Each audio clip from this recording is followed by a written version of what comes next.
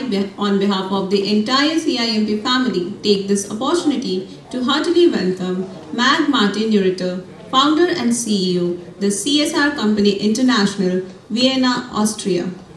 Having studied law at London School of Economics, Mag Martin is the founder and CEO of the CSR Company International, a consultancy firm specialized on corporate social responsibility with offices in 4 continents across 43 countries from Mexico to Korea. Mag is the program director at Ferdinand Porsche University for the newly established MBA in International CSR Management and also lectures at the St. Gallen Management Institute and coaches C-suite executives. Over to you, sir.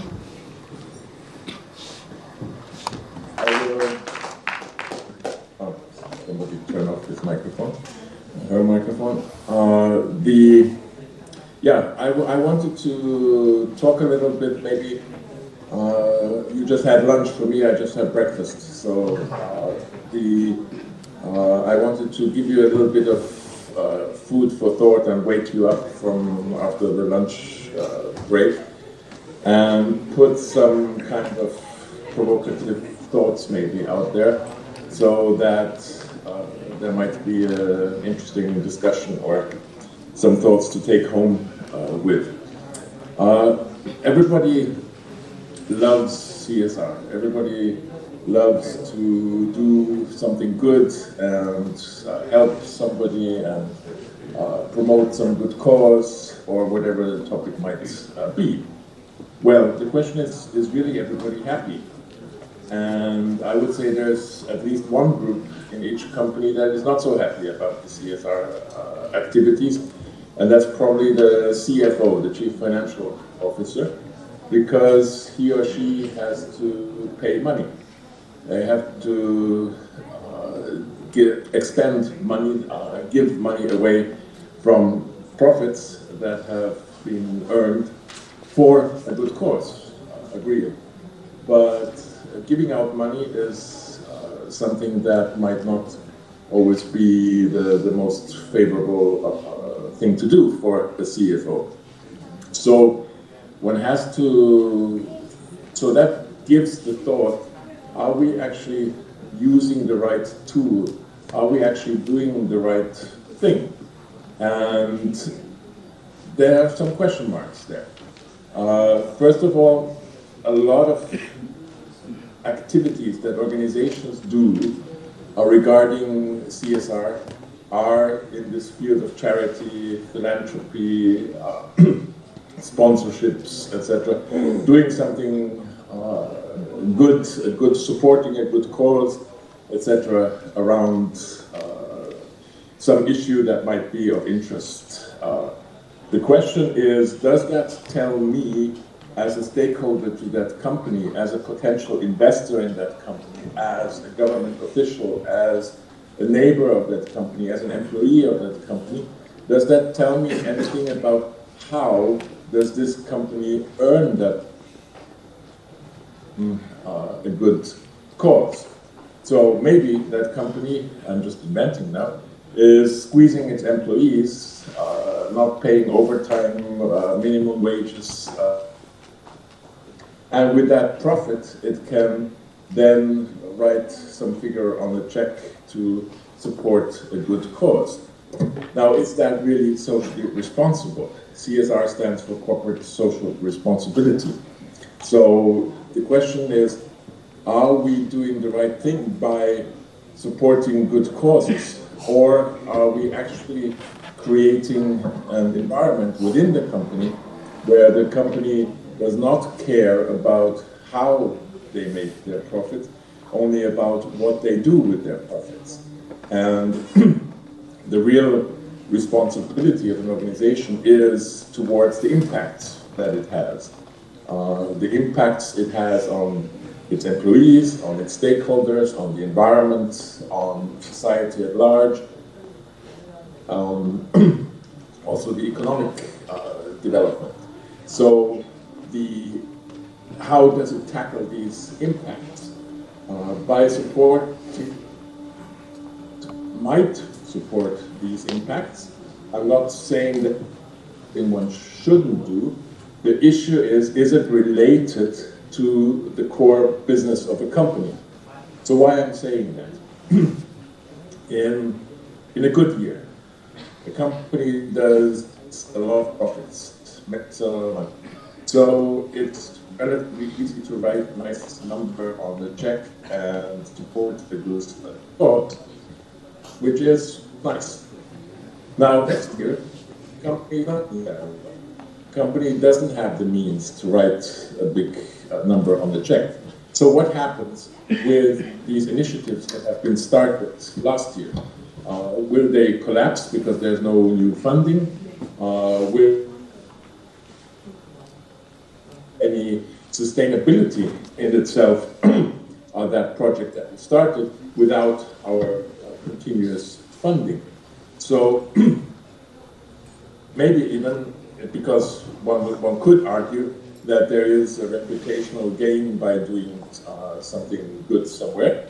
One can lose that reputational gain because next year we are not supporting that project anymore. So we have built something up, people are dependent on this, people have built on this development, and now we're stopping it. It might even create negative impact. So what we have to think about, and that's are some of the key things I want to say. One is, if we look at CSR, it is something about how we do our business. It is not about what we do with our profits, it's about how do we make these profits.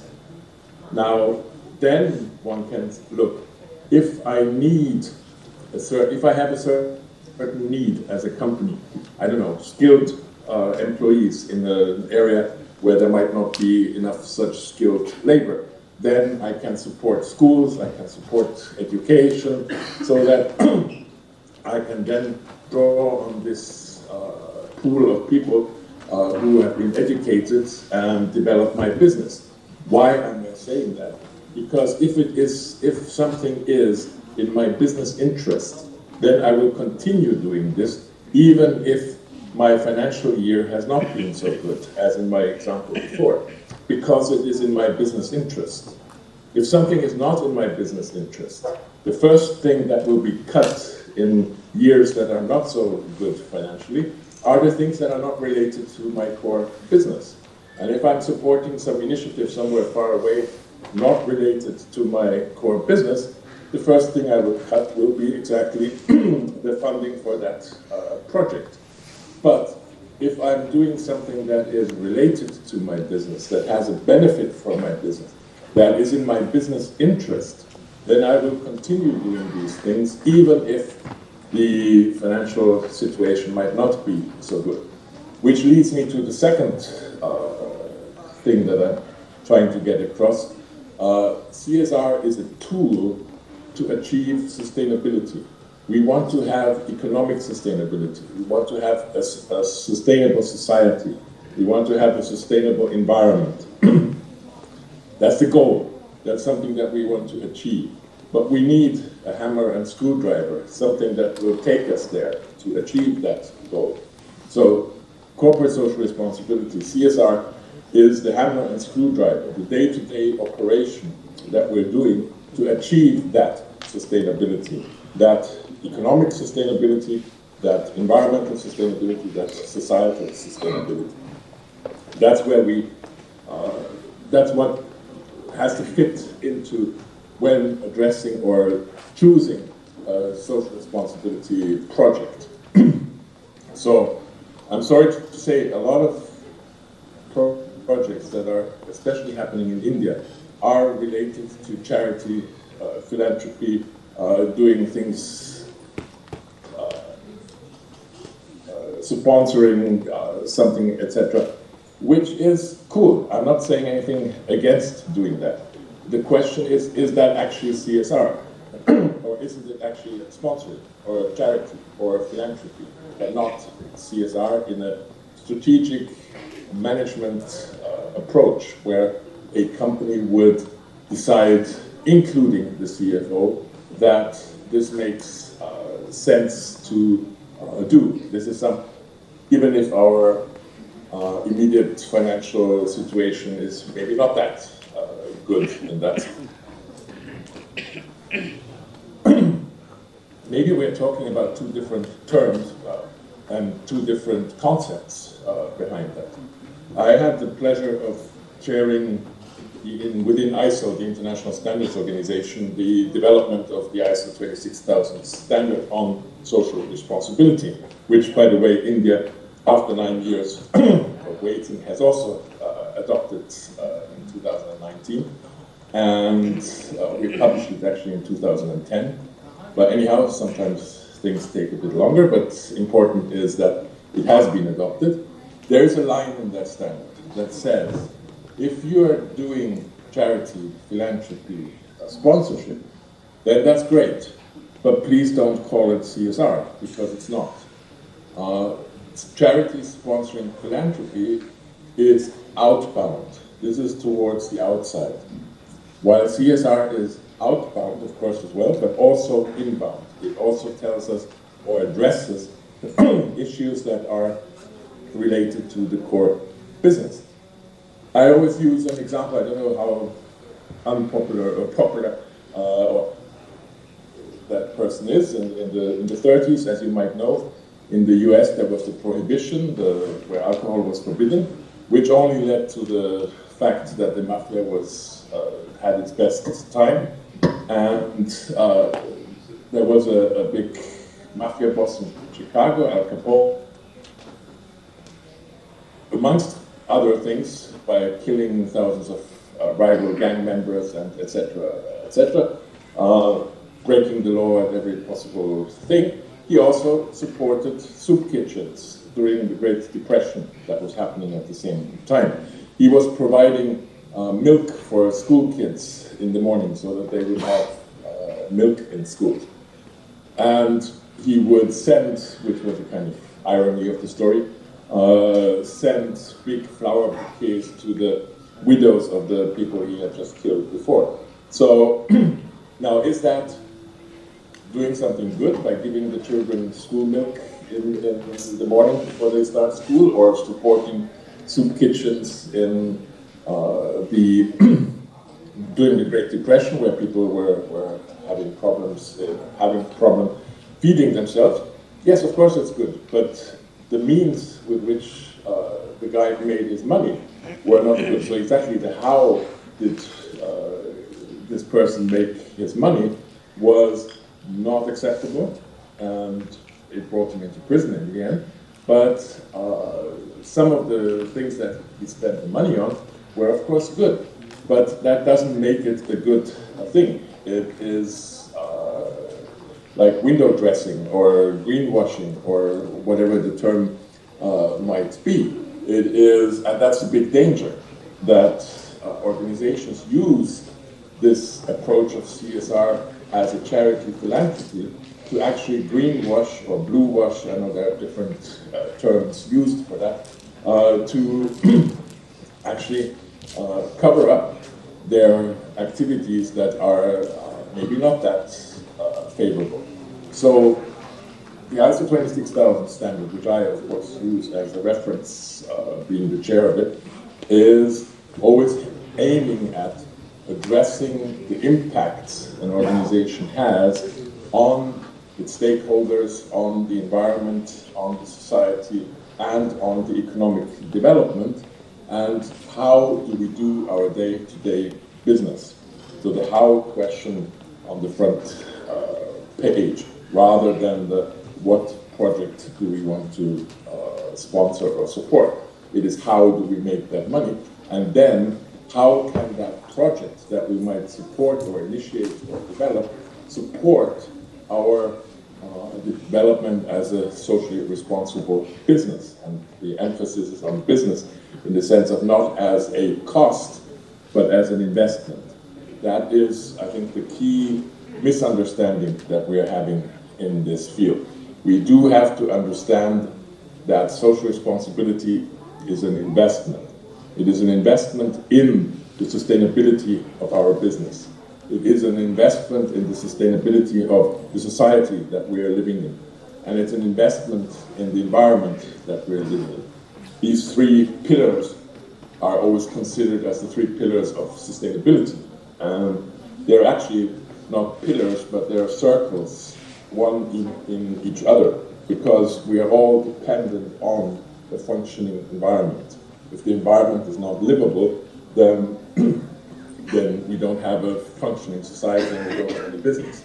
If the society is embedded in that environment, and if that society is not working, then the businesses that are embedded in that society will not be working. We have the classical war situations where economy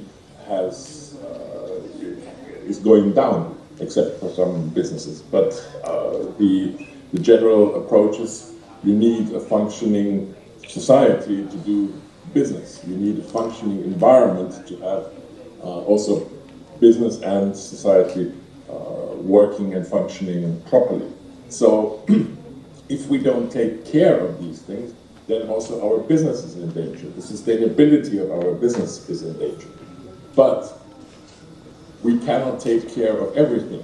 We have to take care of what is related to us as a business, what is relevant and significant. And I'm introducing two terms now that are critical for understanding this. What is relevant and significant to our organization, to our company. That is what is called the materiality matrix that an organization should set up. If you follow ISO 26000, you have the obligation to create a materiality matrix. So what is material to my business? What is relevant and significant to my business? And there is where your social responsibility lies. This has nothing to do with your business, but maybe be a good cause. So what I'm advocating is to split these two things. One is charity sponsoring, which is great to do. If the company or the organization has the funds and the means to do so, then please do that. But CSR is a corporate function. It is something that has to do with the core business, with the sustainability of the business in its immediate sense. So we are, in that sense, investing in our economic sustainability by supporting a certain project. And we are supporting projects preferably only partly with money, but also with know-how, with knowledge, with input, because that's where we are strong, where we can give something to the society. By writing a number on the check, we can do something. Somebody will earn some money, definitely. That's maybe good, but it's not necessarily us. The return on investment, if I use that financial term, is not necessarily visible. Which leads me to my another great point where I see a big deficit in CSR projects globally and in India also, is measuring the impact. I know that the new revision of the Company Act foresees also the impact measurement, but that is something that is very vague. That is something that is not happening on a regular basis, on a formalized basis, on a standardized basis. So also to create comparability. What project creates a bigger impact? What project doesn't create such a great impact? It's also to be able to admit, okay, that project might not be the right project for us because the impact is minimal, while another project that we are supporting has a great impact. So maybe we should focus our efforts, our means, our inputs on those projects that are more impactful than the others. Currently, and that's for me the astonishing side, is companies spend money, they invest money, for example, in a new machine, and they know the price, every rupee of every screw that is in that machine, and how much the production of their product down to the last detail costs. They can break that down in beautiful Excel sheets to define the cost. But in CSR projects, That's like a big black hole. You just put money there and it goes there, and an NGO hopefully implements it, and once a year we get a report on what has been done, etc. But we have no idea what impact that money actually has. Are we doing the right thing? Maybe we have to turn a screw and knock with a hammer on a certain nail or something to improve the impact. It is there, we give money, we make a newspaper clip that we are supporting this initiative. We have a picture with the CEO and some kids dancing around him, happy, and that is the output. That is not the same way as we calculate the output in our initial production, in our initial way of doing our business. And that's where the big mistake is. Because if you don't know the impact, then you don't know what is happening with your money, then you don't know, are you doing the right things? Are you actually achieving the goals that you have set yourself? So that impact measurement is crucial to every project. And I know in the Indian Company Act there's now a threshold for how big the project has to be to have a mandatory impact assessment done. But in reality, even the smallest project needs an assessment, needs an impact measurement, because summing up a lot of small projects is also a big chunk of money. So the purpose of it all doesn't really, is not, maybe not achieved by just, authorizing an NGOs, giving them the money, and then waiting for the report in a year's time. Which anyhow, I think is the wrong way to do. You should be involved in these projects. You should bring in your know-how into these projects. You should develop these projects together with the project partners. This is not something that you outsource and, it's like, inform me in a year's time what has happened. No business owner would say, I buy this machine and then tell me in a year's time how well it works or it doesn't work. That would never happen. But we're doing exactly that with projects around CSR. So there's a discrepancy, and we need to bridge this discrepancy by, I believe, following certain standards, by making it comparable, by being transparent in projects, and most of all, including stakeholders into these projects design, project implementation, project evaluation, etc. Because it is very hard to say for, let's say, a CSR manager in a company to say to his board member, this project was a failure, this project didn't work. That will happen very rarely. They will find reasons why this project is a big success. Even if it's not a success, there will be some components that might have worked. So we need, but that doesn't give a real picture of the situation. We need to get to that reality where transparency, the clear evaluation of a project, the clear rollout, the roadmap of a project is defined by the let's say ISO 26000 standard, or there's a voluntary guidelines in India for CSR, etc. Things that which by the way is a 99% copy of the ISO 26000 standard. So there are these tools there. Companies need to use them, and companies need to put them in place. So to recapture, because I've been going very fast now through a huge area of things. One is separate charity, philanthropy, etc. from your business CSR management strategy tool. That's number one. Secondly, that CSR management tool is about the how we do our business. How do we impact our employees? How do we impact the neighbors of our factory? How do we impact the customers of our products? How do we impact the supply chain of our product, of our production? How do we impact the environment around us? How do we impact the financial bottom line of our business through these activities?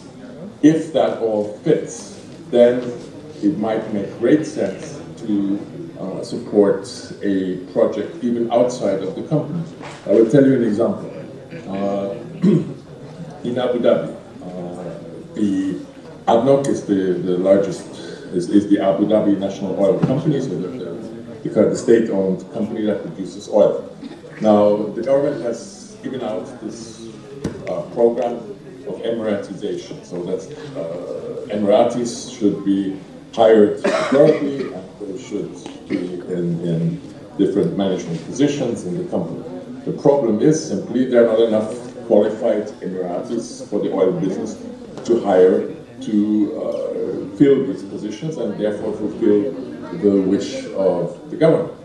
So ADNOC created the Oil and Gas Academy, education institution, where it would draw its future employees from and train them already on the company needs and the different fields that the company requires, etc., so that it would be able to hire these people to fulfill the Emiratization request and to have qualified people. Because of course you can hire somebody from the street, but that doesn't really help you in your business, in your management. You need qualified people.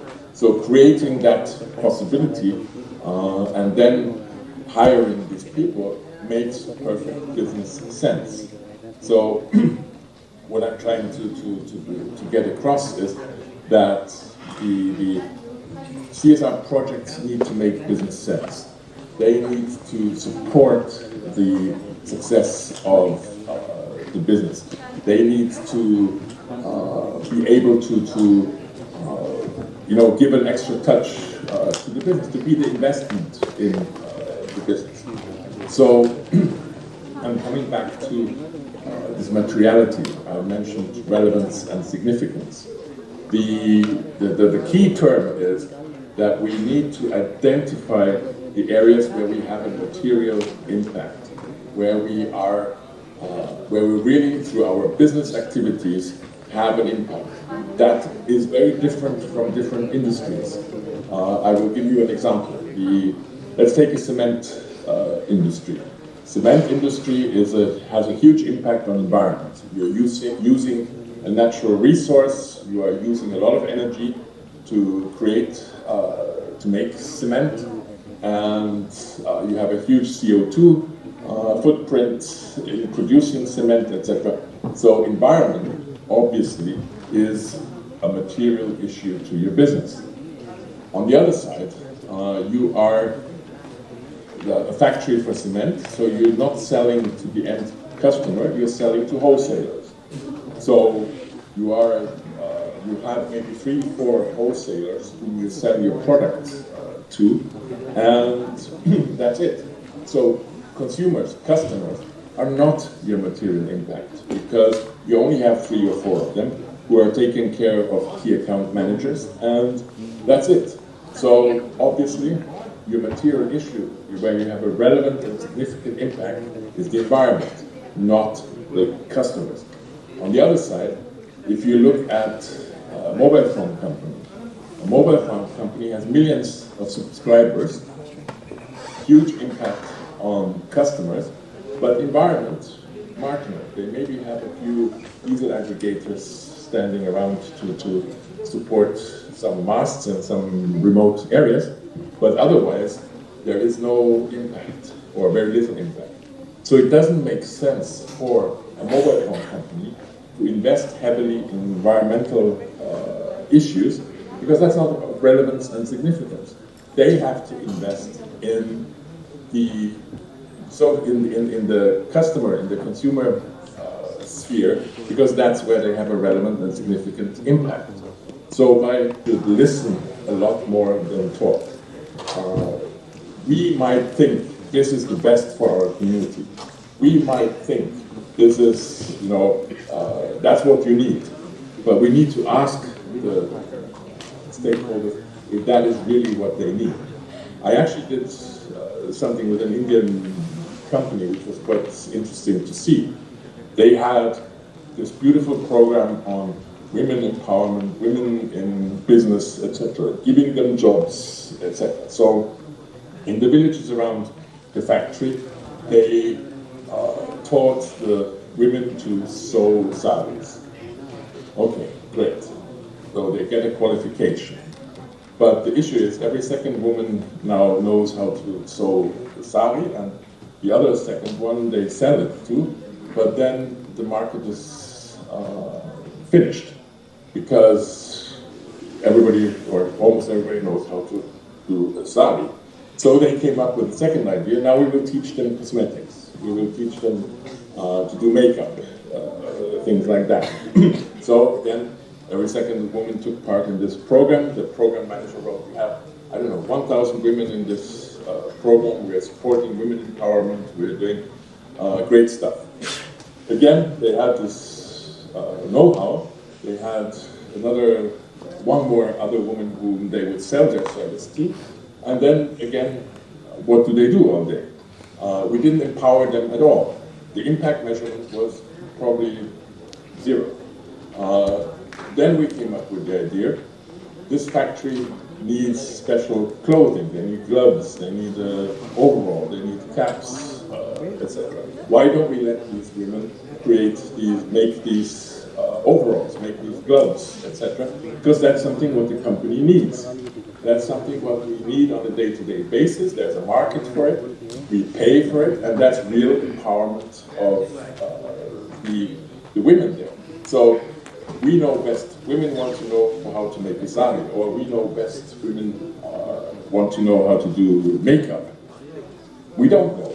We need to find ways what makes economic sense, which makes sense for these women really to be empowered, is to create a business model for them, not by us thinking this is the best, but by understanding what are the needs and where is a potential market, and then create the project around it. Of course, we had to train these women and get them to use the machine and the material, etc., etc. But that's an investment, because we then have a supplier for our protection clothes. So that's where I'm trying to make with an example to understand you have one mouth but 2 ears. You need to define your CSR project in a way, not that we have educated 1,000 women in sewing a sari, that is 0 impact. We need to have the market for that product. We need to have a continuous market for that product, not a one-time sale and then the thing is done. So maybe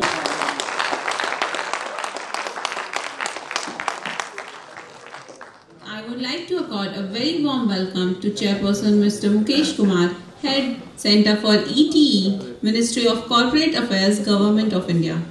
Mr. Mukesh has completed course in CSR from Harvard Business School, Masters in Philosophy in Planning and Development from IIT Bombay, and a postgraduate degree from Delhi School of Economics, University of Delhi.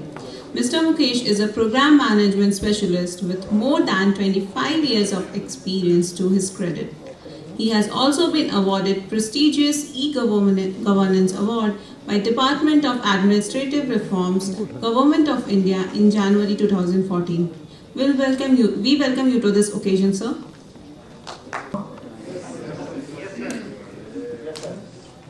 Yes, sir, now you are audible.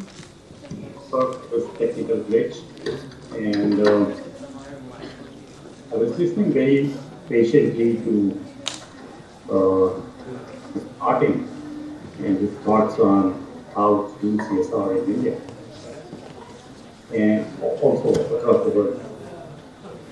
And it's very interesting to see that So the question that he has posted, and the point, the food for thought, as he said, he's trying to point out, are the questions which the government of India is also, the Ministry of Corporate Affairs in the government of India is also trying to find out the answers for. In the last 7 years of our experience, 7+ years of our experience with CSR implementation in its new form as a legislation, which was perhaps for the first time in the world, this was attempted. The government is trying to create that enabling environment where the companies can experiment with these ideas, find out the ways themselves, and at the same time try to bring up models which are Indian in nature, which are responding to the problems that we face in the social sphere, in the environmental sphere, in the company affairs, and how CSR can become a tool in the corporate governance in the last 5 years, 7 years. So this is something which I am looking for in this conference. Some of the answers that through papers I'll try to find out how good the Indian companies have been over the period of time, and whether some answers have emerged or these basic questions that Mr. Martin has pointed. I would also like the presenters to see some of the clues of what on the corporate governance side, what the board was having this in mind when they implemented these projects, or when you reviewed the projects, or when you wrote these papers, was it based on some preliminary analysis of their reports, or did you yourself did some kind of empirical research to find out something? Because it is very crucial to identify the trends which are very preliminary in nature at the moment. We are still in the very nascent stage where we can say that we have found out the ways in which the CSR has to be implemented. And let me assure Mr. Martin also, the government of India is also trying to find out what are the best practices that have emerged over here all across the world, and at the same time we are also trying to come up with our model, which we can call as the Indian CSR. Because even in the legislation you would have seen this legislation is little different from the normal CSR that we see across the world. It is not based on the shared value concept. It is not based on the thing, but it still gives the call to the corporate in India to find out the ways and means to put their business acumen into the social development and the environmental protection. These are some things which these are answers to some of these questions I would like to find out in the papers, and I wish that we have got a very distinguished panel. I was looking at the list of papers that are going to be presented in this session, and the timing for this is also very apt at this stage, because if you look at this is the time where the corporates have responded very well to the COVID pandemic, and the government of India also played its enabling role of making the enabling environment for corporates to contribute towards how the pandemics can be found out. And even now, when we are staring at the so-called third wave, we are still looking for some government and some corporate solutions, because we believe, at the core of our heart, we believe that the answer to these social problems or environmental problems cannot just be handled by the government alone. That's why this stakeholder approach of all the stakeholders which are connected to this, including the corporates, would be a way to go in the future. I am also seeing some of the theoretical papers coming in this paper, and in this paper, in these papers, I would like to see what the theoretical underpinnings the authors have presented. So I look forward to this very interesting session, and I would certainly like to contribute wherever such things come up from the government of India side, whatever we can to promote such solutions or such answers to those social development problems. Good luck. I will stop here and would like to start with a paper presentation. I think the first one we have is with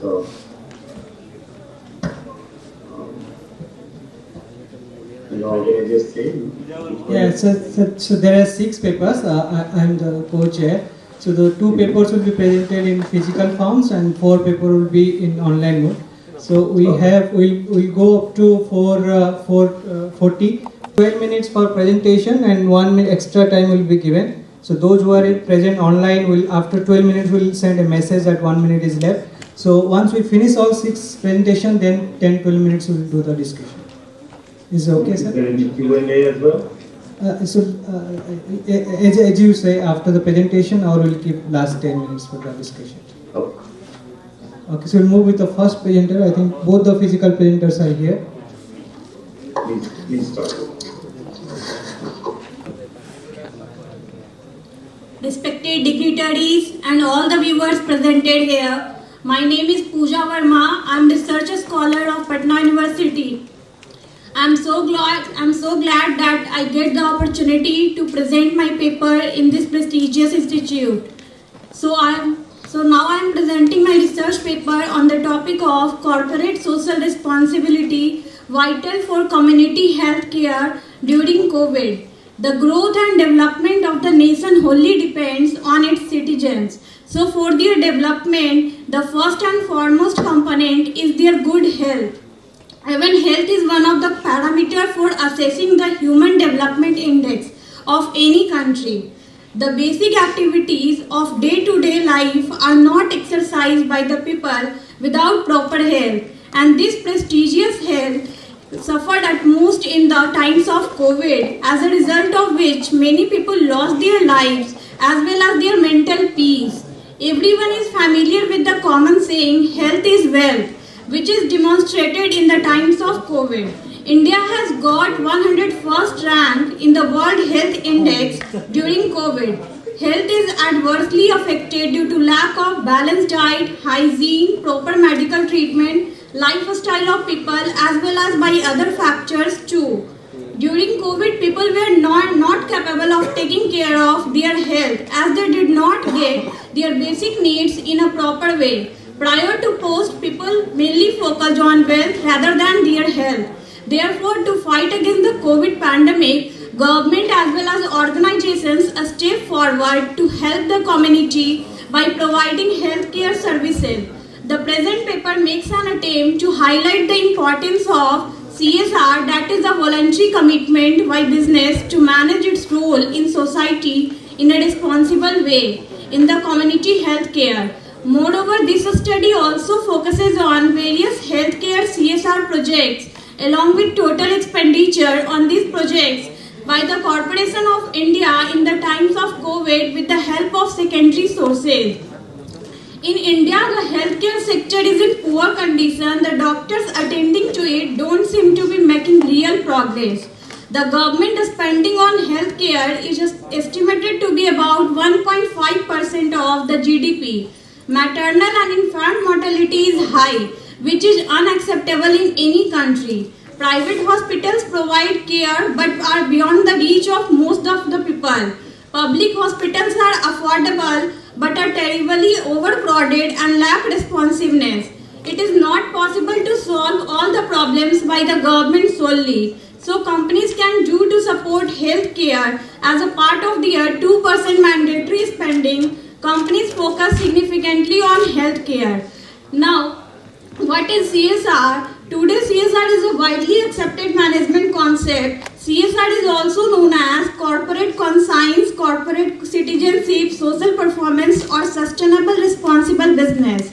CSR is a process with the aim to take up responsibility for the company's actions and encourage a positive impact through its activities on the environment, consumers, communities, employees, etc. Company, by involving in CSR, mitigates its negative impact and enhancing the environment and the society. Community health care. The word health refers to a state of complete emotional and physical well-being. Healthcare exists to help people in maintaining this optimal state of health. This important subsection of public health includes initiatives to help community members. The community where we live in is part of who we are. Community health is the intersection of healthcare, economics, and social interaction. It is a medical specialty that focuses on the physical and mental well-being of the people in a specific geographic region. Now, coming to the objectives of this study, this study has been carried out with the objectives to highlight the importance of corporate social responsibility in the community health care as it focuses on various healthcare CSR projects, as well as to know the total expenditures by the companies of India in the times of COVID. Healthcare CSR projects in India started. Perhaps CSR is playing a far more crucial role in ensuring the stability of our health system along with their usual business, which is also coping with due to the emergence of the pandemic. The top 10 healthcare CSR projects through CSR in India is based on the CSR funds allocation of each company in the financial year 2020-21, that is at the time of COVID, are as follows.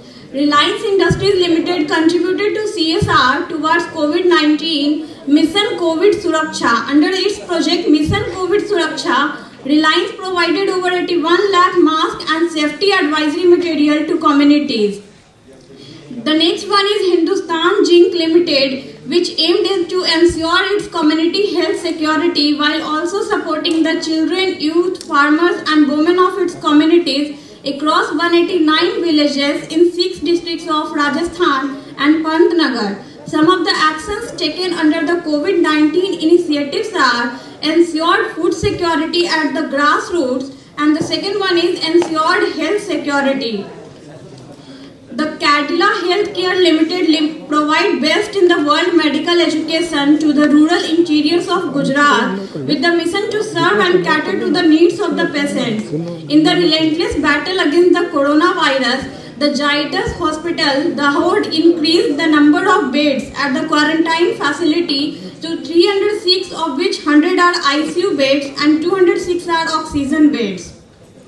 The next is Hindustan Unilever Limited, was one of the first corporates to commit Indian rupees 100 crore towards societal work to complement government's work on dealing with COVID-19. Their contribution to the pandemic was beyond donations to COVID relief activities. ITC Limited contributed to the CSR by contributing towards health and sanitation programs. The company continues to adopt a multi-pronged approach towards improving public health and hygiene. Infosys Limited contributed to CSR towards facilitating COVID-19 relief efforts, providing essential medical equipment and infrastructure to various hospitals and frontline workers, supporting daily livelihood requirements of the poor and needy.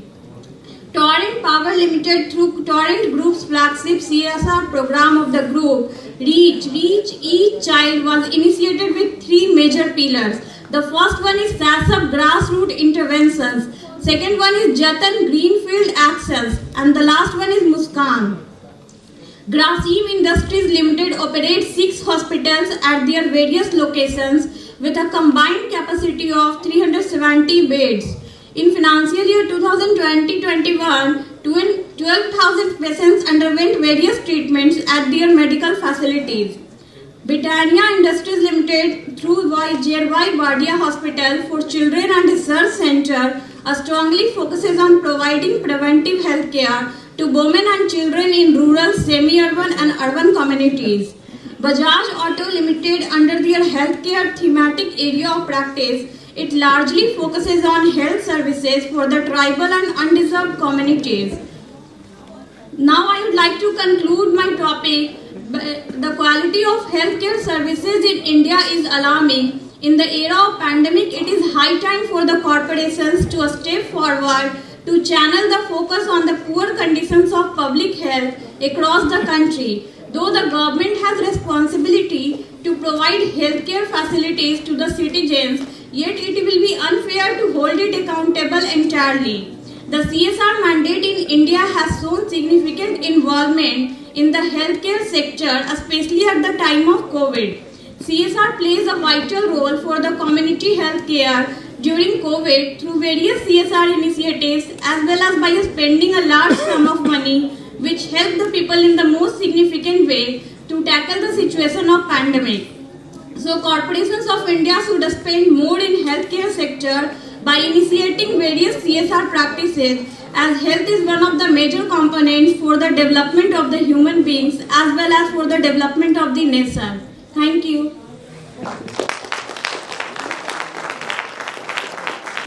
It's an in-person presentation, corporate social responsibility, a catalyst in improving community